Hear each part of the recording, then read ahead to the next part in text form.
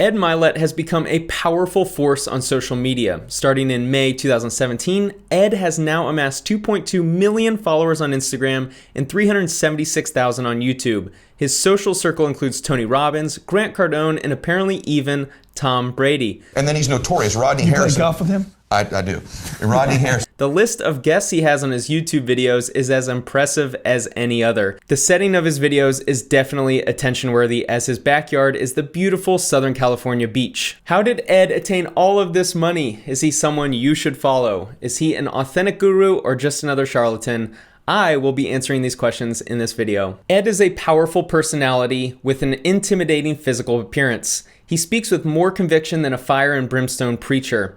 I recognize Ed as being one of the top dogs in the motivationalpreneur space.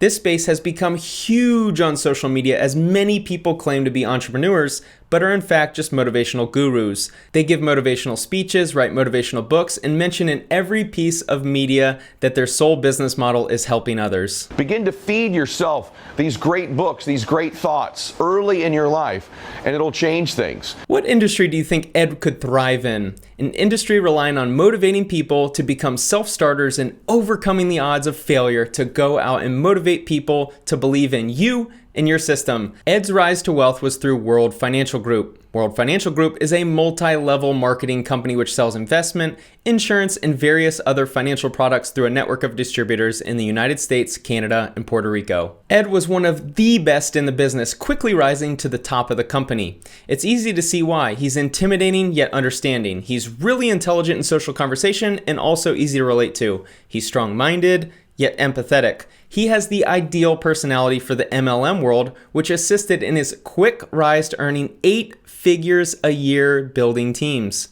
I did. I built out, it's a recruiting model. And so the key to that business was getting great people working with me. So I built a client base over time, but the key for me was to learn how to persuade people. World Financial Group certainly has its critics. In my research into the company, I found many reasons to believe that recruitment was significantly more important than selling insurance, as well as it being the more lucrative option financially. The company promotes the ability to uplift middle to lower class citizens into saving for their retirement and giving them an opportunity to begin investing.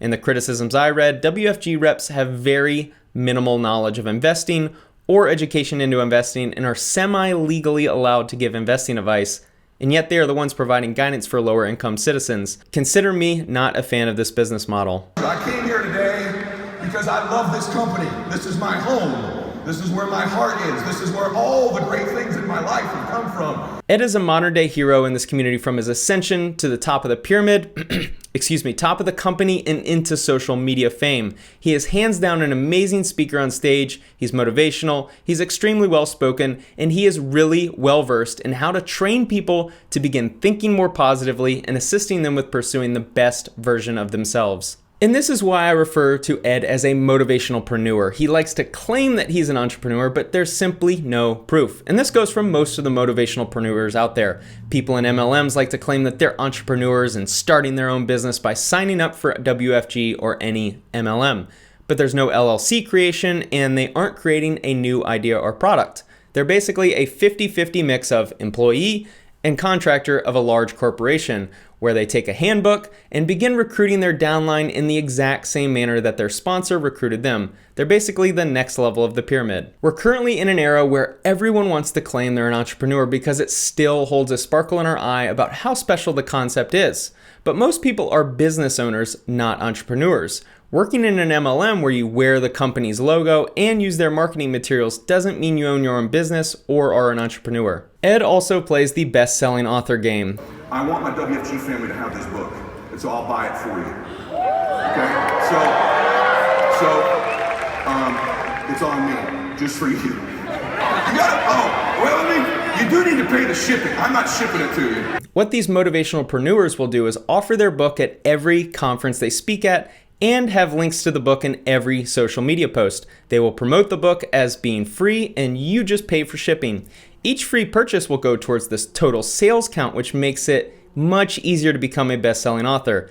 In my eyes, this isn't unethical. It's just manipulating the system to work in your favor for improved marketing. And this isn't meant as criticism, I'm just simply pointing out how the system works so you'll be aware of the claims social media gurus make. When 10,000 entrepreneurs have best-selling author in their Instagram bio, it kind of ruins the mystique of actually being a renowned author. I'm not a fan of his claim of being top 50 wealthiest under 50. I don't care for claims that can't be proven. I can tell you that there are at least 50 athletes under the age of 50 who have earned more money than Ed, and there are at least 50 entrepreneurs who have started tech companies you've never heard of that are wealthier than Ed. But in the game of social media fame, any claim can be made and everyone will believe it. It could be true, but I have seen zero proof to validate this claim.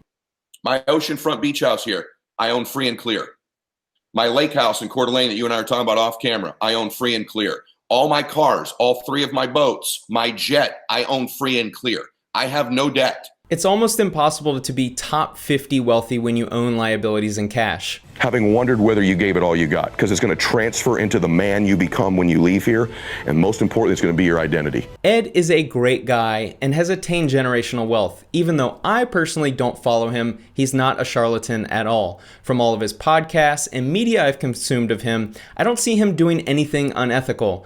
My opinion, until he proves otherwise, I have a hard time believing he has a net worth of $400 million though. But he has made a lot of money and doesn't use the net worth claim to sell you into some BS course, so I won't hold it against him. Motivationalpreneurs like Ed provide a lot of value to social media in some ways. I think there are a lot of people in America right now who are in social circles that are not uplifting financially, emotionally, or spiritually. And so guys like Ed can provide the voice that they may need to hear. Ed is really influential and great at helping you change your thought patterns. If you listen to a few of his YouTube videos, you will certainly begin turning doubt and uncertainty into a renewed sense of confidence and uplifted self-esteem, even if it's just momentary. When the water got turned off, you know what I had to do? I had to look around my life. I really had to take an inventory, not just of me, but what was around my life. And the fact of the matter was I did not have the right people in my life. I didn't have the people who believed in me. I didn't have the people who supported my vision. One thing you have to understand is that motivationpreneurs do not help you advance in your specific field. Nothing they do is practical advice. They're basically football coaches giving halftime speeches. They're not giving you any tips on how to block or tackle. They're yelling at you in order to motivate you to give a little more effort on the field. Motivationalpreneurs exist to change your thought patterns to go out and achieve whatever it is you want to achieve. In order to advance in any area of life, you need 2 voices. The first voice is a mentor giving you the practical roadmap for advancing step to step. The second voice is the motivational voice helping shut down any negative emotions or any defeating self-talk. I'm very intrinsically motivated, which is why I don't listen to mindsetpreneurs or motivationalpreneurs. I find them to be a waste of time, but everyone is built differently and some people respond positively to that external motivation. Some people need that external motivation or a motivational coach to help them get out of bed and into the gym, and that's the value Ed can provide. If you are stuck in life and aren't able to self-talk your way into success or pursuing your goals, then people like Ed are great to follow. He's very well equipped at helping others defeat negative self-talk and improving their self-confidence.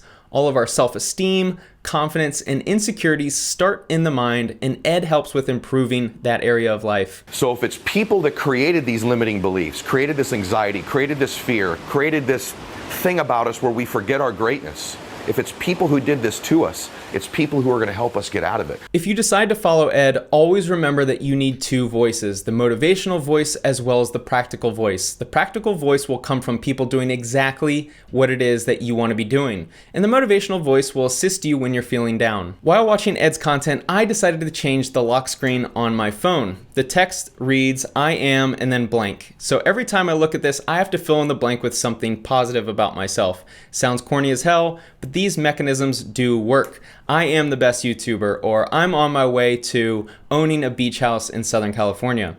And I do plan on owning a beach house similar to Ed's in a decade or 2. Maybe we'll be neighbors. Hope you enjoyed the video. Thank you so much for watching.